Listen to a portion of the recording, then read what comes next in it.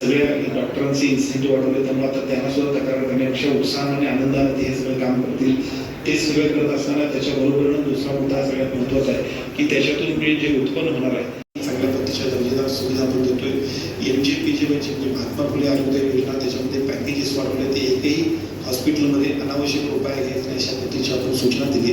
आणि मी मुद्दाम सर्व पालकमंत्री मोदयांना मात्र नम्रतेने विनंती करेन की आपण ही महात्मा फुले आरोग्य योजना ही आपल्याच विभागात म्हणजे विशेषतः जिल्हा रुग्णालय, ग्रामीण रुग्णालय, उपजिल्हा रुग्णालय, PSC लेवलला सुद्धा आपल्याकडे ही योजना प्रभावीपणे राबवण्यासाठी आपण पुढाकार घ्यावा अशा पद्धतीची विनंती मी आपल्याला करतो.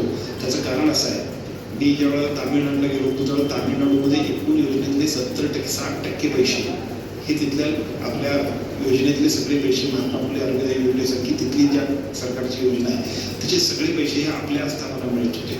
आणि त्यामुळे तिथल्या आस्थापनामध्ये तिथं नोकर पगार असेल, तिथं सुधारणा असतील, त्यासाठी शासनाकडे सुद्धा पैसे मागायचे. एवढ्या चांगल्या सगळ्या सेवा आहेत आणि दुर्दैवाने त्या सेवांचं राईट मॉनिटरिंग न झाल्यामुळे मात्र सरकारविषयी अनास्थ तयार होते.